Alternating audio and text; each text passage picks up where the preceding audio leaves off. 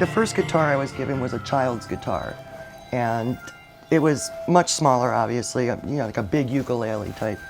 And I just wanted to try my hand at decorating it since it was no longer feasible as an instrument. It wasn't going to make any sound anymore. So I did a design for some clients that needed a gift. It was to be given as a housewarming gift to the European ambassador to Malaysia. So the guitar piece evolved with flowers of that region, of the Malaysian region.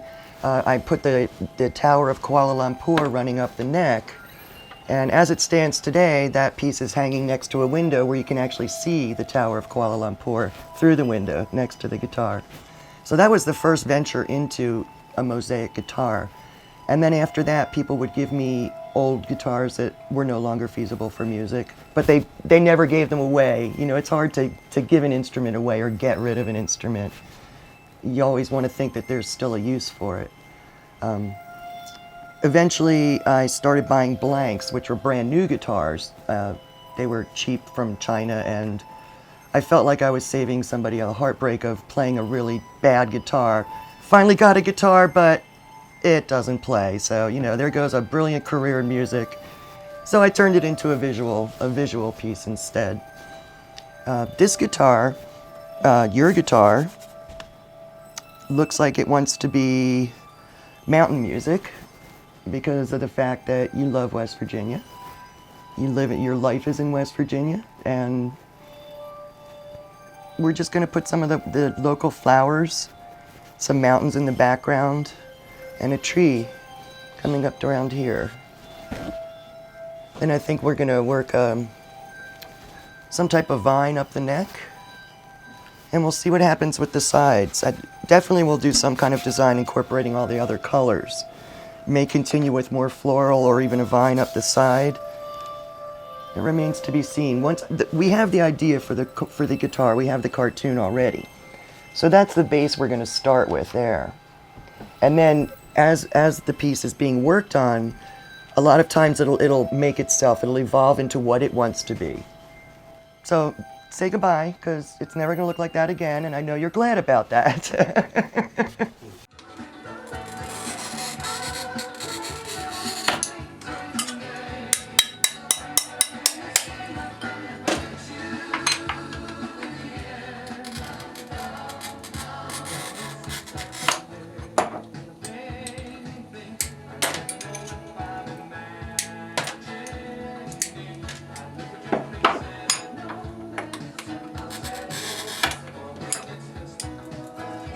The difference between making a piece for myself and doing a commission is you have to have approval for the visual that they want to see.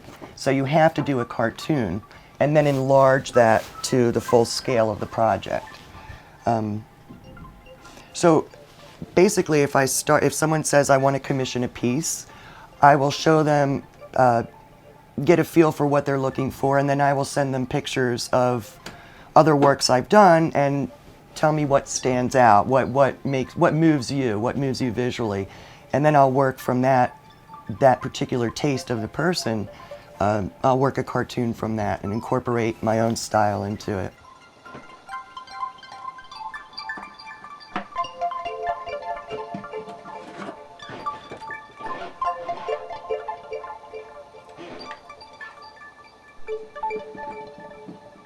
The piece I did for the 70s guitar was fun because I put layers on top. It wasn't just a flat surface. I glued other things onto it because it was such a kitschy era. You know, you had to have tchotchkes glued to it somehow. It had to be part of the 70s visual, you know. Now this is called the grinding process. Now that I've cut the pieces that I'm going to use for the yellow iris, I want to smooth it out a little bit with a diamond grinder that will take the sharp edges off the glass and smooth it.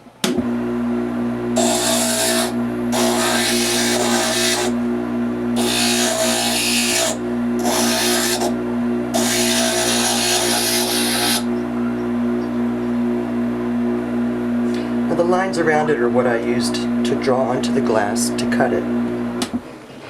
something you do have to consider with mosaics, again, is that negative space. You can really play that to an advantage where the grout's going to be. It's part of the consideration of the design.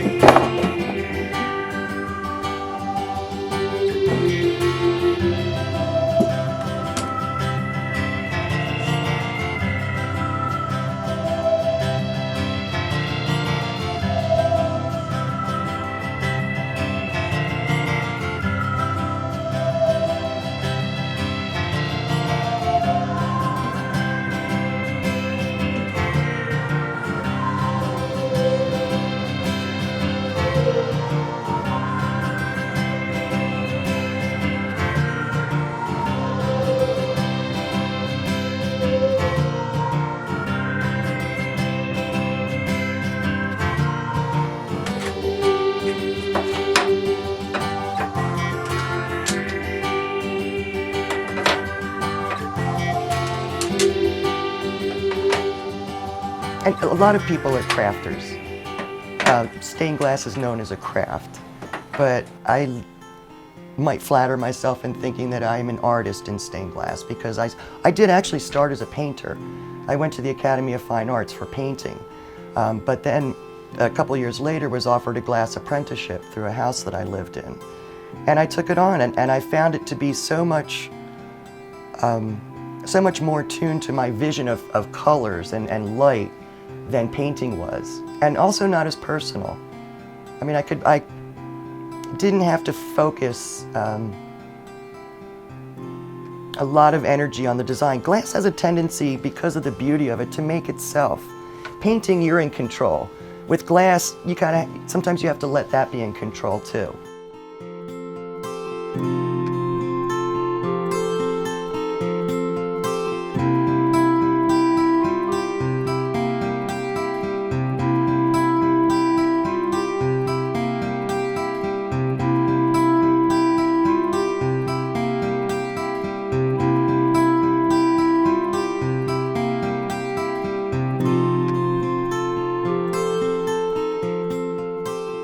When I started my father's fiddle, I cut 3 different designs for it. And until the third, and I tried them and it just wasn't evolving. It didn't like it. I finally got a hummingbird set out on it, and the piece was done like in 3 days. It just it made itself, literally. I felt like I was the catalyst. You know, it's like it was working through me, and I was just lucky to be able to bring the vision to life, yeah.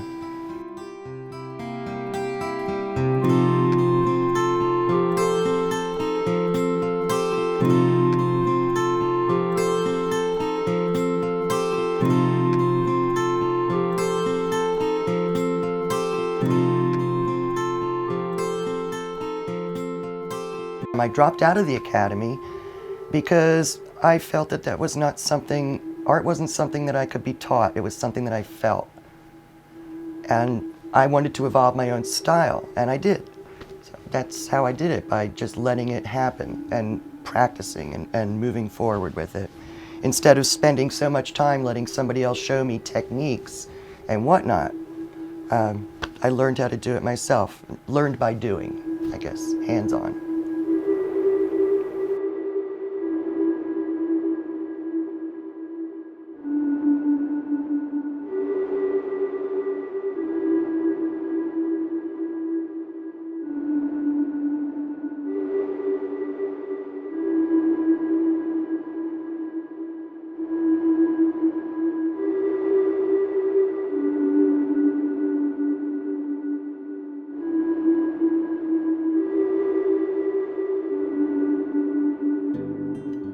I really got into art in high school. I had an art teacher. First off, I went to a high school that had the best art department in the country at the time. Very fortunate in that. And one of my teachers was a realist, a painter that, she did a portrait of Pearl S. Buck that was in the Smithsonian. But she lived in the neighborhood, therefore she taught at my high school. I was one of 3 students throughout her entire career that she requested be her student for 3 years in a row. Normally they didn't do that. So she obviously saw something, a talent that was to be developed in me, and I'm really glad she did. I mean, I started out painting and learning ceramics and jewelry and a nice base of art through the high school programs. I'm absolutely thrilled that she chose me to develop that, because I don't know what I would do if I didn't have it as a catharsis or even a just something to do.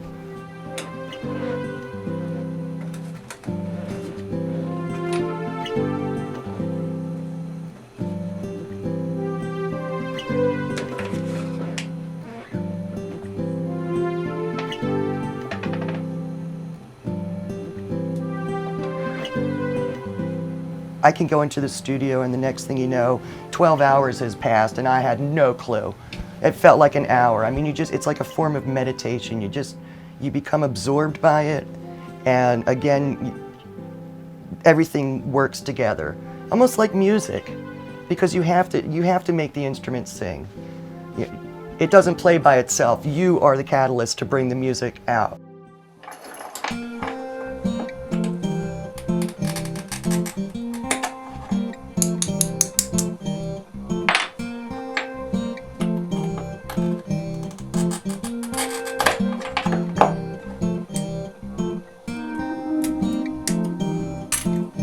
I think a lot of artists force stuff, and there's times I will. There's times I'll walk in and I'll say, like, make something happen, and I could spend a couple days and nothing will come out of it, but then all of a sudden, maybe I'm cleaning up the studio and I find a piece and it says, do something, and the next thing you know, it just flows into a bigger picture, and things come together. Sometimes you have to let the medium work through you, I guess is what I'm trying to say. Just like a musician would work with an instrument to acquire a sound.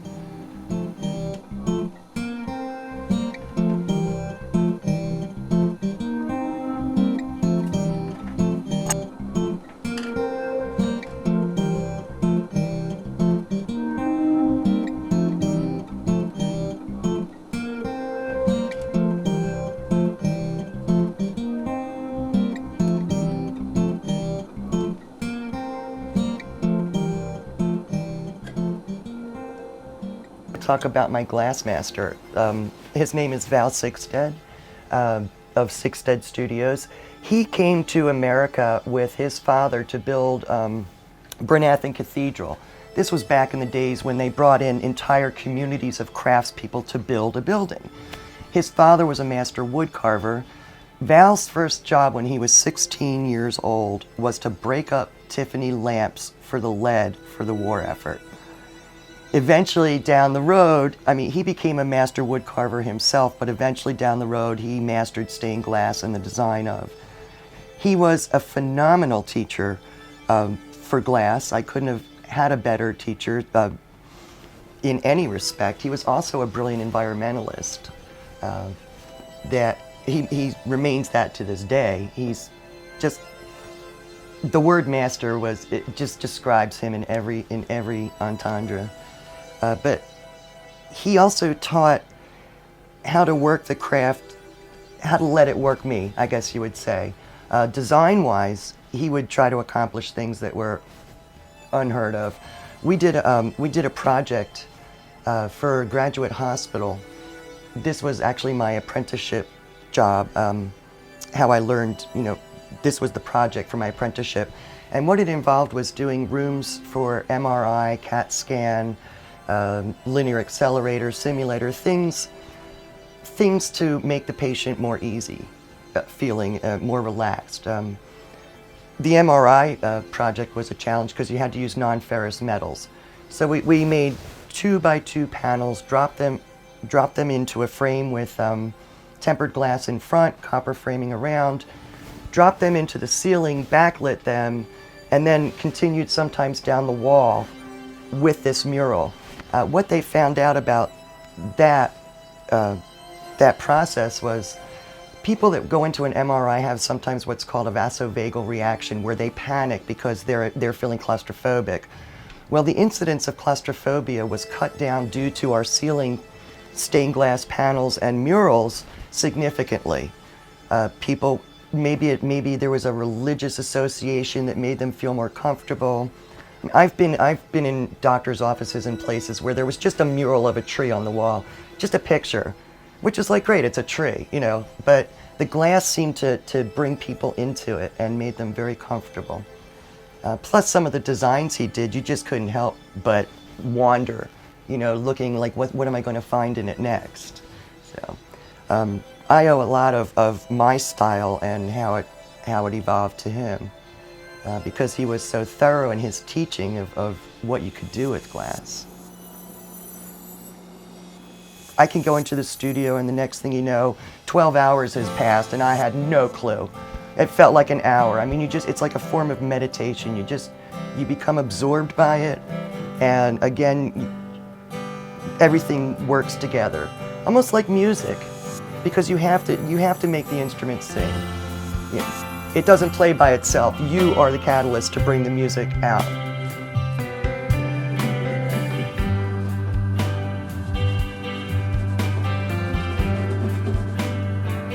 I think the most important thing about a piece is how you feel about it.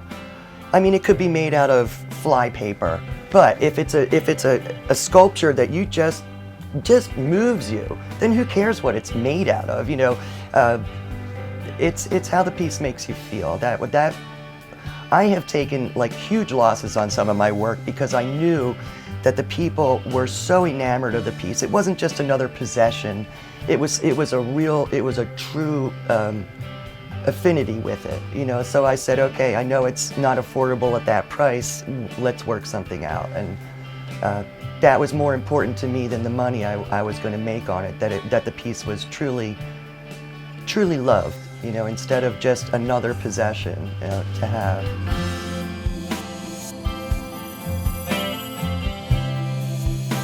I almost didn't work on it because when I got it, I was playing with it and I said, this thing is still viable as a musical instrument. How do I feel about taking its musical voice away and making it a visual song?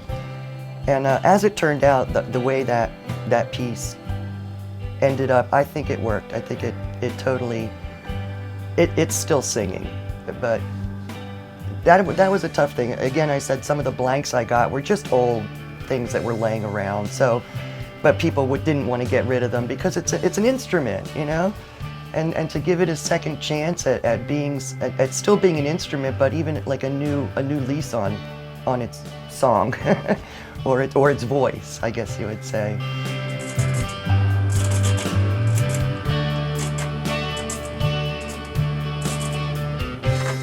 Don't you think that perhaps that the same way that you come up with a tune to sing that's coming from inside you and out into the world, that art does the same thing, but it does it on a visual level for most people?